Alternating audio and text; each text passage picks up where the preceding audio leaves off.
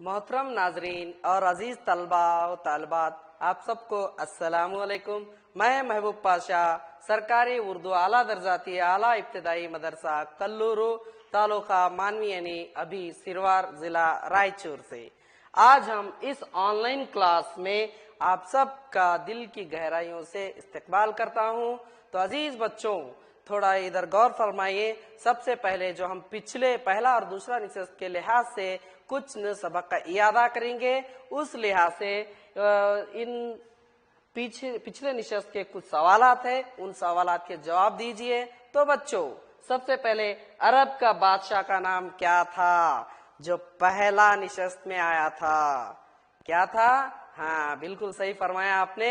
अरब के बादशाह का नाम था नौफिल। वेरी गुड, बिल्कुल सही जवाब आपका। तो बच्चों चलिए अब दूसरा सवाल देखें हम। दूसरा सवाल क्या है? गार में क्यों छुप गया? कौन? हातिम। हातिम गार में क्यों छुप गए? हाँ, बिल्कुल सही कहे आपने भी। क्यों छुप गए? क्योंकि जंग की वजह से। अगर हातिम भी नौफिल बादशाह के खिलाफ जंग के लिए तैयार हो जाता तो बहुत सारे खुदा के बंदे मारे जाएंगे और उन सारे खुदा के बंदों का जो इल्जाम है, उनका जो भी है, वो सब हातिम के नाम पर आएगा। इसीलिए हातिम ने क्या किया? गार में जाकर छुप गया। Very good. अब तीसरा सवाल देखिए क्या है। नौफिल बादशाह ने क्या मनादी करवाई? यानी कि आपको पता है ना, मनादी के लफ्ज के मानी क्या है? हाँ, बिल्कुल, यानी डंडोरा। नौफिल बादशाह जैसे ही हातिम गांव छोड़कर पहाड़ की किसी खो में जा छुपा तो क्या डंडोरा मारे? हाँ, बिल्कुल सही। यानी कि क्या मनवादी कराई? नौफिल बादशाह ने मनादी दी के जो भी लोग हातिम को पकड़ लाएगा उन्हें 500 अशरफिया सरकार की जानिब से इनाम करार दिया गया। Very good. तो बच्चों अब चौथा सवाल समाप्त फरमाइए। देख रहे हैं ना आप, और इन सवालात जो आप पिछले निशस्त में पढ़ चुके हैं और एक मर्तबा याद कीजिए।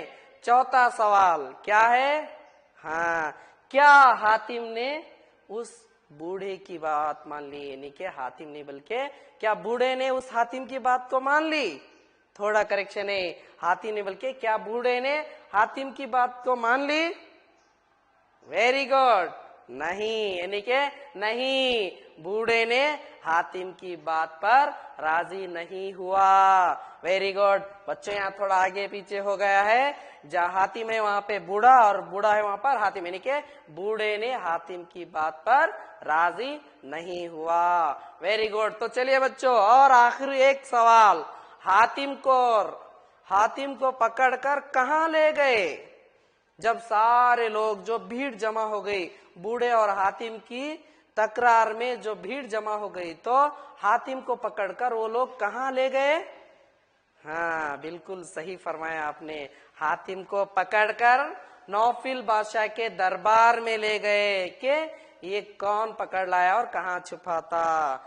अच्छा बच्चों, तो थोड़ा गौर फरमाइए। यहाँ पर एक तस्वीर है, उस तस्वीर की नजर सानी कीजिए। जो मैंने दूसरी निशस्त में आपको एक हातिम ताई का किस्सा सुनाया था, याद है ना? एक घोड़ा है, जो घोड़ा सारे दुनिया में, कश्ती जो पानी पर तेज रफ्तार में दौड़ती है और उसी तरह हवा की तेजी से घोड़ा दौड़ने वाला जो हातिम का पसंदीदा घोड़ा था, उस घोड़े को जो मुल्क शाम का बादशाह उस घोड़े को बहुत पसंद करता, तो उस घोड़ा लेकर आने के लिए 10 अफराद का एक टीम को भेजता है। तो तब क्या करते? वो लोग जाते और उस किसके हातिम के घर पर रहते, तो उनकी मेहमान नवाजी के लिए दस्तरखान बिछाकर दस्तरखान के ऊपर जब उसी उनका पसंदीदा जो प्यारा घोड़े को ज़बा कर उन लोगों को दावत देता है और सुबह उठकर चले जाते, तो तब हातिम हाजिर हो जाएगा मुल्क शाम के बादशाह के सामने। तो जब मुल्क शाम का बादशाह पूछेगा कि मुझे तेरा घोड़ा चाहिए, तो अचानक को, अरे जो घोड़ा आप चाह रहे उसी घोड़े को मैंने जबा करके आप सबको खिलवा दिया। तो यही वो किस्सा है जो आपने पिछले दूसरे निशस्त में समझा था। तो बच्चों, आप सब लोग को तो पहला और दूसरा निशस्त याद आ गया ना? याद रखिए, जो पहला और दूसरे निशस्त में सारे अरब के बाशिंदों के लिए कौन? हातिम ने गांव छोड़कर किसी पहाड़ की खो में जा छुपा और वहां पे बूढ़ा और बूढ़ी दोनों कुछ बहस व मुबाहिसा कर रहे थे कि हातिम को पकड़े तो हम लोगों को बादशाह 500 रुपया देगा और हम आराम की जिंदगी रहेंगे। लेकिन जब हातिम खुद उस बूढ़े से कहा कि मैं ही हातिम हूँ, मैं ही हातिम हूं, मुझे पकड़ कर ले जाइए और आपकी दुख दंद वाली जो जिंदगी है उस जिंदगी को खत्म करके आराम से रहे। लेकिन वो भी पीर मर्द था, यानी कि ज़ईफ बूढ़ा था, वो चाहता नहीं था कि हातिम को तकलीफ में डालना। तो चलिए बच्चों, वहां ये बहस के दरमियान जो क्या होता है, भीड़ जम जाएगी और लोग उसको पकड़कर हाँ नौफिल बादशाह के यहाँ ले जाते हैं। तो बच्चों, अब हम क्या करेंगे अजीज तलबा व तलबात, आज हम हफ्तुम जमात की उर्दू निसाबी किताब जो आपकी निदाए उर्दू है, उस निसाबी किताब से हातिम की सकावत नामी सबक का तीसरा निशस्त जो हम आज मुसलसल जारी कर रहे, कंटिन्यू करेंगे, वो सबक पढ़ने जा रहे हैं। समात फरमाइए, जो सबक नंबर 8 है और सफा नंबर 61 पर मौजूद है। तो बच्चों जल्दी जल्दी अपनी दरसी किताब, हफ्तुम जमात की दरसी किताब निकालें और इस सबक की समात फरमाइए। तो बच्चों, तो चलिए आज हम ये जो नया सबक जो हातिम की सखावत तीसरी निशस्त के मुतल्लक जानकारी हासिल करेंगे, उससे पहले हम कुछ तदरीस के अहम नुकात के बारे में। तो अहम नुकात क्या है जो हम इस तीसरी निशस्त में क्या क्या पढ़ते हैं?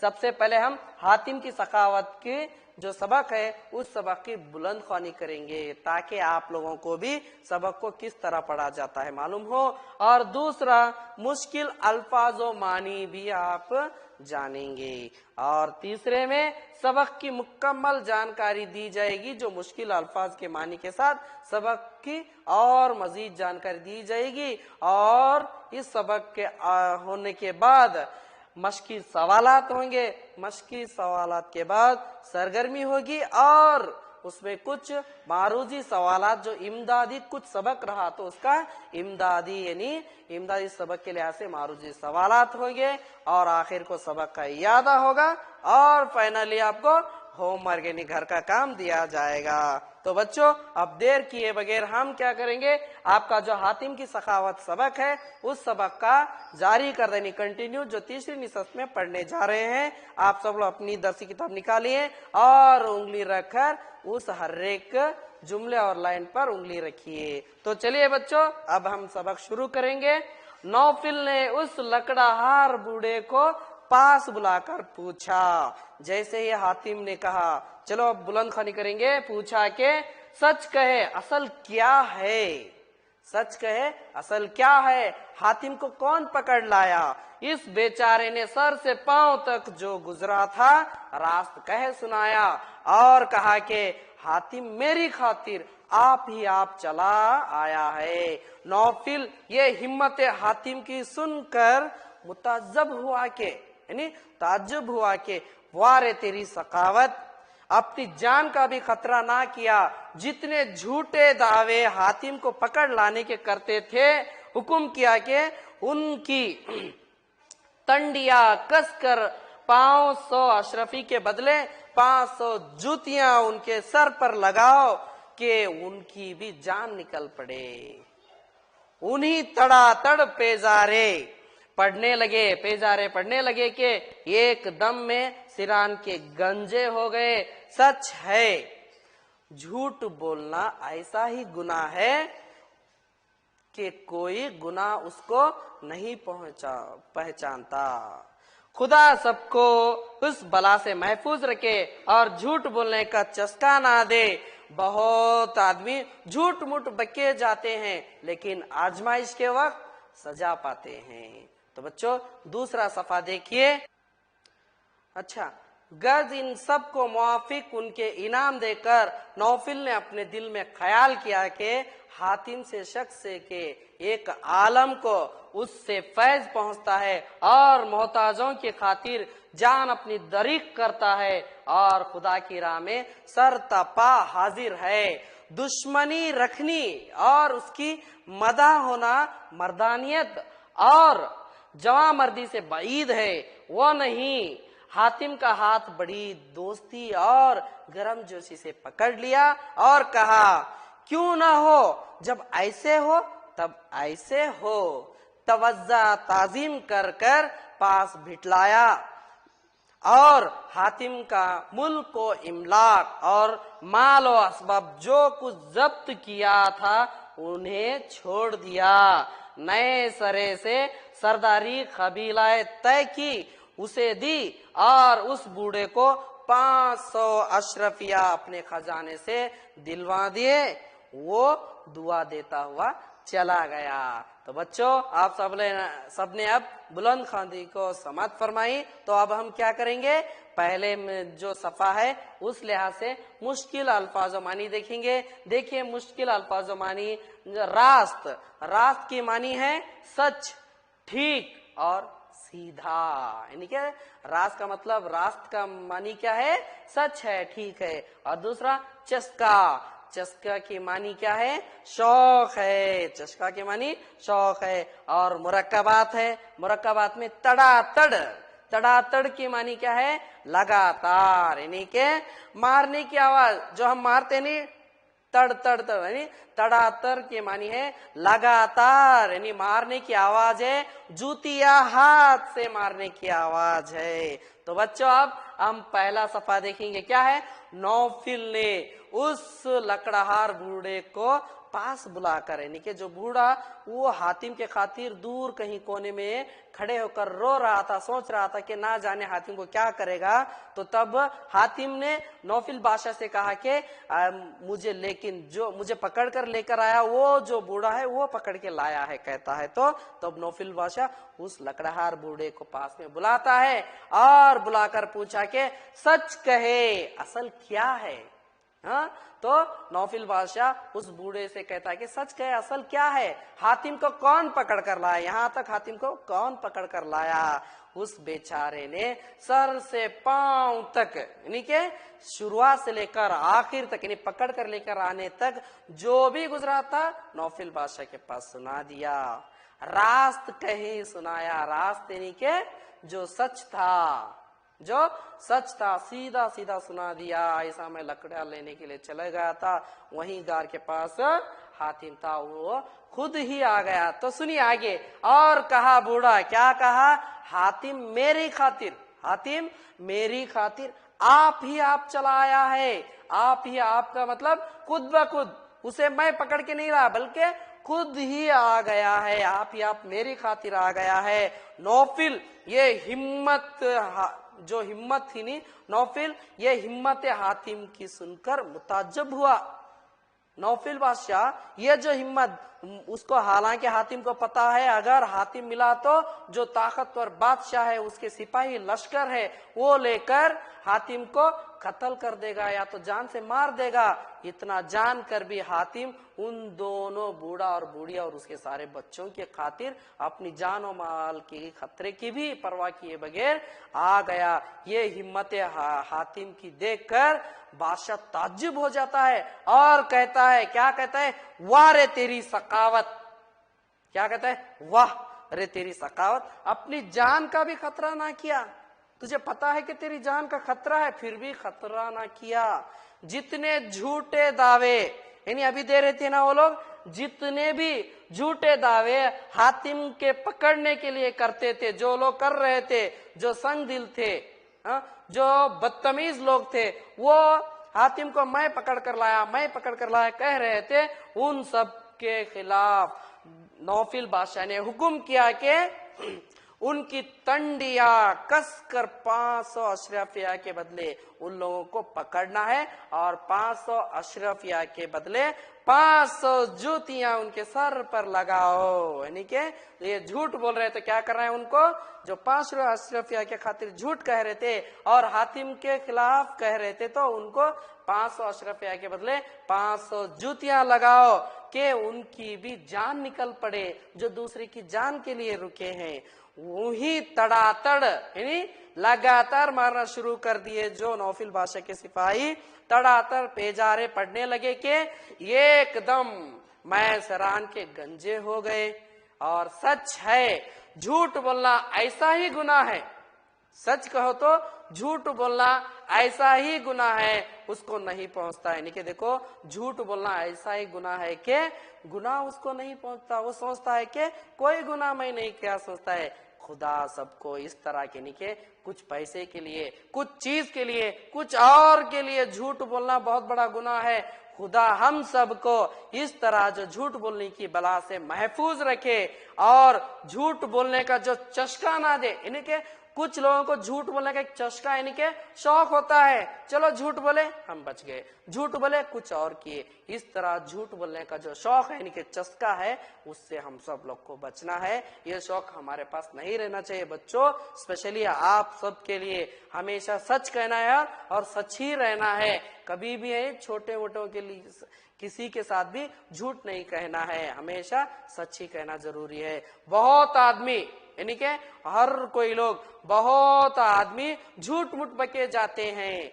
देखो, अगर झूठ बोलते तो क्या होता है, लेकिन आजमाइश के वक्त यानी कि आखिरत में क्या होता है, सजा पाते हैं। तो इसीलिए क्या चाहिए, हमें झूठ नहीं बोलना चाहिए, चाहे हमारी जान चली जाए, हमेशा सच कहना है। सच कहना अल्लाह को बहुत पसंद है। तो बच्चों याद रखिए, किसी से भी झूठ नहीं कहना चाहिए। अगर झूठ कहे तो हम क्या करेंगे, जन्नत की बदले जो दोजख में चले जाएंगे और आखिरत में यानी कि आजमाइश के वक्त हमको क्या होगा, सजा मिलेगा। तो चलिए बच्चों, अब हम दूसरा सफर के कुछ मुश्किल अल्फाज के मानी देखेंगे। उसमें पहला है आलम।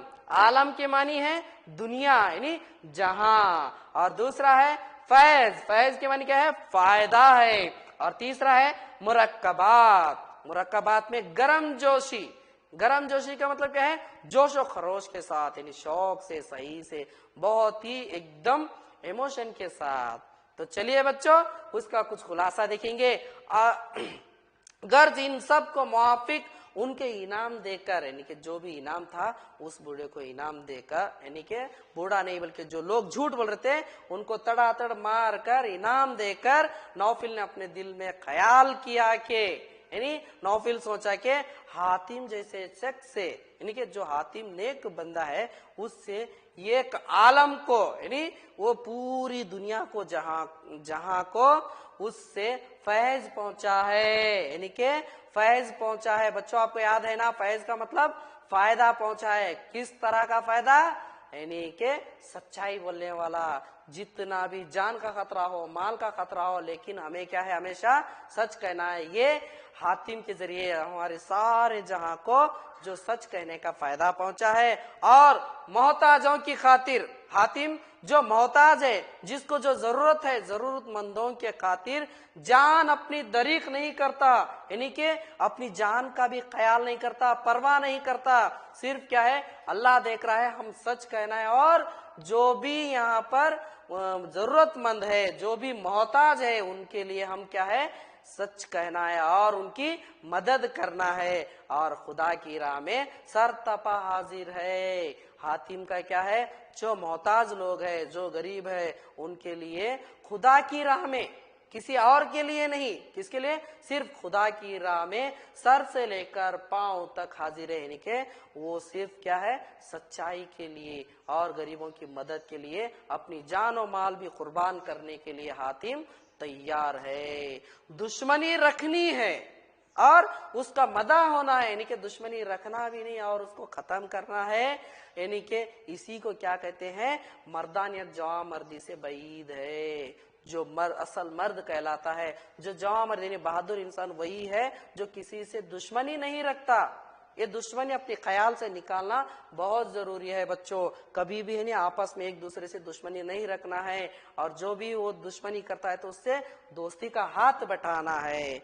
यूं ही हातिम का क्या किया नौफिल ने, यूं ही हातिम का हाथ बड़ी दोस्ती से, कैसे दोस्ती से, इनसे प्यार से, गरम जोशी से पकड़ लिया। नौफिल बादशाह ने हातिम का हाथ दोस्ती के साथ और गरम जोशी यानी के एकदम होश और खरोश यानी बहुत ही प्यार से पकड़ लिया और कहा, क्यों ना हो जब ऐसे तब ऐसे हो, यानी के क्यों ना हो आप जैसे ऐसे हो तो मेरे जैसा जो बादशाह हूँ, मेरा जो घमंड था, मैं जो सोचता था, तो मैं क्यों ना बदलूं, यानी क्यों ना हो जब ऐसे हातिम जैसे, तो तब ऐसे क्यों ना हो हम भी आपका साथ देंगे। तवज्जो ताजीम कर कर पास बिठा लिया, यानी वो हातिम को बुला अपने साथ लेकर और अपने पास बिठा लिया। और हातिम का मुल्क व इमलाक, यानी हातिम के जो मुल्क थे, जो मुमालिक थे, और हातिम का जो माल और असबाब था, जो भी उनका माल को जब्त किया था, जो कुछ किया था, उन्हें छोड़ दिया, यानी के हातिम को वापस कर दिया। जो दंडूरा पीट कर सब वो जब्त किया था, तो यानी के उसको हड़प लिया, तो वो सब हातिम को वापस कर दिया। नए सरे से सरदारी कबीला तय की। तो फिर नौफिल बादशाह क्या किया, हातिम के लिए एक नया सा कबीला दे दिया, और उसे देकर उस बूढ़े को जो सच्चाई कहता था, उसमें भी जो पीर मर्दी थी, इनकी ज़ईफ था, और उसको भी दूसरों को तकलीफें डालना पसंद नहीं था, उसी को भी जो हातिम को पकड़ने का इनाम जो करार दिया था, 500 अशरफिया दे दिए अपने खजाने से, और वो 500 अशरफिया हासिल किया हुआ बूढ़ा भी वो दोनों हातिम और नौफिल बादशाह को दुआ देता हुआ चला गया। तो बच्चों हातिम की सखावत की किस्सा आपने सुनी। अभी तक जो सबक में हातिम का ये किस्सा क्या है, एक जगह पर यानी सच्चाई के लिए और दुख दर्द वालों के लिए किस तरह से मदद करता था। आप भी अपने क्लासों में, अपने घरों में हमेशा सच कहना है, कभी भी किसी भी हालत में झूठ नहीं कहना है। अगर आपको अपने घर में अम्मी अब्बा हो, या स्कूल में उस्ताद हो, या बाहर कोई आपके दोस्त हो, अगर आपको कुछ बोलेंगे सच कहने से इसका डर रहा तो डर निकालना चाहिए, क्योंकि डर सिर्फ अल्लाह का रहना चाहिए, कुछ नहीं होगा। हमेशा सच कहना है और झूठ बोलने से बचना है। तो बच्चों चलो, अभी तक आपने ये हमारा हातिम की सखावत की पहली निशस्त, दूसरी निशस्त और अब तीसरी निशस्त को जो पढ़ा, ये सब कहानी मैं समझता हूँ कि आपने हातिम की सखावत इस सबक को बहुत बेहतरीन अंदाज में समाप्त फरमाई। तो अब हम हातिम की सखावत के लिहाज से कुछ सवाल और जवाब यानी मशकी सवाल हल करेंगे। तो बच्चों तैयार है ना आप सब लोग? हाँ ठीक है बच्चों, तो आप पहला सवाल देखिए। बूढ़े की किसी तरह भी राजी ना होने पर हातिम ने क्या किया? जो बूढ़ा था, हातिम कह रहा था मैं ही हातिम हूँ, मुझे पकड़ कर लेकर जा, और नौफिल बादशाह के पास जो इनाम है वो पा। तो तब क्या किया बूढ़े ने? उसे राजी ना हो किया, यानी इनकार किया। तो तब हातिम ने क्या किया? यस, जो दूसरी निशस्त आपको याद दिला रहा हूं, क्या किया? यस, हातिम ने कहा कि अगर तू मुझे यूं नहीं ले जाता तो मैं आपसे यानी कि खुद ब खुद बादशाह के पास जाकर कहता हूं, क्या इस बूढ़े ने मुझे जंगल में पहाड़ की किसी खो में छुपा रखा था? कहा ना? वेरी गुड, सही है। ये अपनी नोटबुक में दर्ज कीजिए जवाब। अच्छा ठीक है, अब और एक सवाल देखिए। नौफिल ने जब बूढ़े की मुंह से हातिम की आने की हकीकत जानी तो उसने क्या किया? जब नौफिल बादशाह ने जो बूढ़े की मुंह से हातिम के आने की हकीकत यानी सच्चाई सुने, तो तब नौफिल बादशाह ने क्या किया? हातिम को क्या बोला? यस, नौफिल ने कहा कि वाह रे तेरी सखावत, क्या तेरी सच्चाई है, क्या तेरी सादगी है। अपनी जान का भी खतरा ना किया, जो दूसरों के लिए अपनी जान और माल को कुर्बान करने तैयार हुआ। ये किया, कहा ना नौफिल बादशाह ने। Very good. तो बच्चों चलिए अब यहाँ पे कुछ बड़े सवाल और जवाब हैं, जो 3 या 4 जुमले में लिखना है।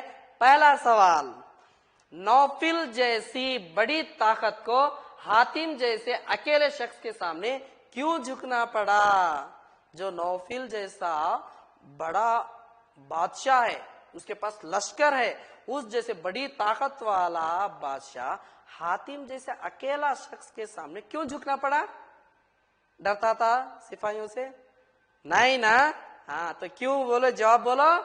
यस, देखिए, क्योंकि हातिम नेक और खुदातर इंसान था। वो बहुत ही नेक था, सच कहता था और खुदा का नेक बंदा था, खुदा को मानने वाला था। फिर गरीबों के लिए अपनी जान और माल का भी खतरा ना देखा, यानी उस बूढ़े के लिए अपनी जान और माल का भी खतरा नहीं देखा। और बादशाह उसकी जो सखावत है ना, वो सखावत को देखकर क्या किया? नौफिल को हातिम के सामने झुकना पड़ा। देखिए बच्चों, हमेशा सच्चाई की जीत होती है। जब सच कहता है, जो सही रास्ते पे रहता है, तो सब लोग कैसा भी इंसान हो वो उसको झुकना पड़ता है। ठीक है बच्चों, तो अब कुछ मुनासिब जोड़ लगाइए है जो मारूजी सवालात की तरह है। तो देखिए बच्चों, अलिफ और बे की तरह पहले हातिम के साथ बासबब नाम आवारी के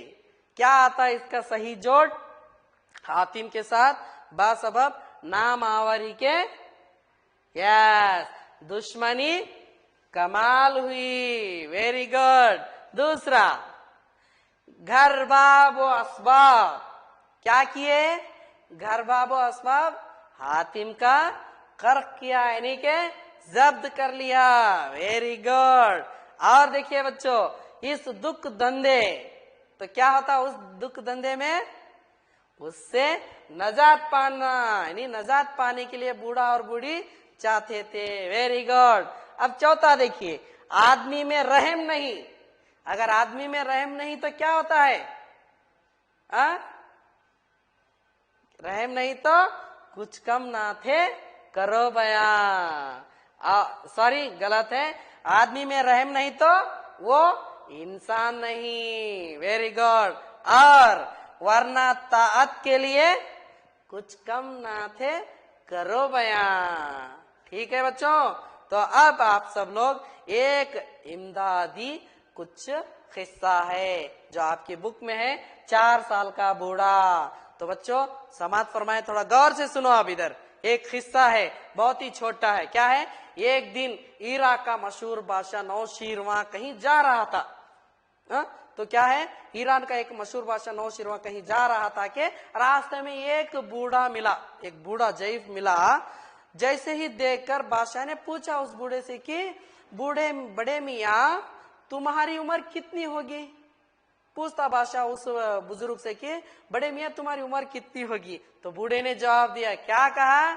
जहां पना मेरी उम्र कितनी है? नहीं, जहां पना की उम्र और दौलत ज्यादा, क्या ज्यादा? इस गुनेगार की उम्र सिर्फ और सिर्फ 4 साल की है। कितने साल की है? सिर्फ 4 साल की है। नौशीरवां ने कहा, एकदम ताज्जुब होता, जो ज़ईफ है तो उन्हें 4 साल की है। तब बादशाह कहता है, अरे ये बुढ़ापा और इतना झूठ, जो बूढ़े हैं हमेशा सच कहते हैं और आप इतना झूठ, तुम्हारी उम्र 80 वर्ष से कम नहीं हो सकती। जो तुम्हारी उम्र है 80 वर्ष से कम नहीं हो सकती। तो तब बूढ़े ने जवाब दिया, क्या कहा? जहां पना हुजूर वाला का अंदाज बहुत दुरुस्त और बिल्कुल सही। आपका जो अंदाज है बिल्कुल सही है और दुरुस्त है, मगर 80 साल का मैं उम्र हूं ना, 80 में 76 साल इस आजीज ने यूं ही गंवा दिए। यानी इस आजीज ने, मैंने क्यों यूं ही गंवा दिए, जिनमें सिर्फ अपना और बाल बच्चों का पेट पालना ही काम समझ था। क्या कहता था मैं? जो 80 साल का हूं तो उसमें 76 साल, कितने? 76 ईयर्स, 76 साल सिर्फ मेरा और मेरे बाल बच्चों का, इनकी ही देखभाल करना, पेट पालना, यही समझता रहा। इसके सिवा कुछ भी काम नहीं किया, ना नेकी कमाई, ना किसी गरीब की मदद की, तो ये इसीलिए यानी कि अब जो मैं 4 साल से, कितने, सिर्फ 4 साल से ये अकल आई है कि हम लोग फक्त अपने ही लिए पैदा नहीं हुए। अब 4 साल से मुझे समझ में आया कि हम लोग सिर्फ अपने लिए नहीं पैदा हुए हैं, बल्कि दूसरों का भी हम पर कोई हक है, यानी कि आसपास के अड़ोसी पड़ोसी के लोगों का भी हम पर हक है। और अब इस पर अमल कर रहा हूँ। कितने साल से? सिर्फ 4 साल से मैं अमल कर रहा हूँ कि सिर्फ अपना एक हक नहीं है, बल्कि आसपास के पड़ोसी लोगों का भी हम पर हक है। मुझे अब 4 साल से मैं नेकी का काम कर रहा हूँ, दूसरों की मदद कर रहा हूँ। इसीलिए मैंने क्या है, असली उम्र सिर्फ 4 ही साल की समझता हूँ। बाकी जो 76 साल है वो फजूल है, कोई उसमें फायदा नहीं किया मैंने, किसी की मदद नहीं की, इसीलिए मेरी उम्र सिर्फ 4 साल है। तो बच्चों सोचो उस 4 साल का बूढ़े की किस्सी कैसी है और समाज फरमाइए बूढ़े ने कैसी अच्छी बात कही ना। कोई बूढ़ा 4 साल का होता, कितनी अच्छी बात कही, यानी कि वो जो मदद करने का 4 साल से उसके ख्याल में आया, उसके दिमाग में आया, दिल से उसमें आ गया, तो 4 साल कहा। यानी के बूढ़े ने अच्छी बात कही कि जब तक आदमी, जो भी आदमी हो, जब तक आदमी अपने काम को ना समझ ले, यानी कि मेरा काम क्या है ना समझ ले, आदमियों में गुनाह नहीं जा सकता। जो गुनाह करने की आदत है नहीं जा सकता। बुजुर्गी अकल पर है। उस बूढ़े की जो भी हर एक की बुजुर्गी सिर्फ अकल पर है, उम्र पर नहीं। और सखावत दिल पर है, सखावत दिल पर मौकूफ है, मालदारी नहीं। जो लोग इन बातों को पहले से समझ ले, उनकी किसी बात से दूसरों को तकलीफ नहीं पहुंचती, बल्कि वो हमेशा कमजोरों और गरीबों की मदद करके भलाइयां हासिल करते हैं। तो बच्चों आपको अच्छा लगा ना ये 4 साल का बूढ़े का किस्सा? यस, देखिए तो आप भी सिर्फ 4 साल के होते क्या? नहीं, अभी से शुरू कीजिए कि आप लोग गरीबों की मदद करना, नेकी कमाना, ये काम शुरू करो। तो शुरू करेंगे ना? तो चलिए बच्चों अब हम क्या करेंगे, इस 4 साल के बूढ़े के लिहाज से कुछ सवालात है, समाप्त फरमाइए और अपनी नोटबुक में दर्ज कीजिए। पहला सवाल, नौशीरवां बादशाह ने बूढ़े से क्या सवाल किया? यस, वेरी गुड, क्या सवाल किया? आपकी उम्र कितनी है? Very good. दूसरा सवाल, बूढ़े ने अपनी उम्र कितनी बताई? बूढ़े ने तब सवाल बादशाह पूछा था, कितनी बताई? जी हाँ, बिल्कुल सही, शाबाश। क्या है? बूढ़े ने अपनी उम्र सिर्फ 4 साल बताई। और तीसरा सवाल, बूढ़े की हकीकी उम्र कितनी थी? हाँ, सही सही, कितनी थी? वेरी गुड, बूढ़े की हकीकी उम्र 80 साल थी। कितनी साल? 80 साल थी। और आखिर सवाल, बूढ़े ने अपनी उम्र 4 साल क्यों बताई? यस, सही फरमाया आपने, बहुत होशियार है। बूढ़े ने अपनी उम्र 4 साल इसलिए बताई क्योंकि वो जो 76 साल क्या है, सिर्फ अपने लिए और अपने बाल बच्चों के लिए गुजारा है और कुछ भी नेकी नहीं कमाया। तो अब 4 साल से कुछ नेकियां कर रहा है और आसपास के यानी कि अपने पड़ोसियों की मदद कर रहा है। इसीलिए अपनी उम्र कितनी? सिर्फ 4 साल बताई। तो बच्चों चलिए आखिर को आपको मैं एक होमवर्क देता हूँ, अपनी नोटबुक में दर्ज कीजिए और इस होमवर्क को अपने उस्ताद को याद से बताइए और उसके नीचे दस्तखत करवाइए। सवाल नंबर 1, हातिम की सखावत जो सबक है, उस सबक को अपने अल्फाज में कहानी की तरह यानी कहानी बनाकर लिखिए।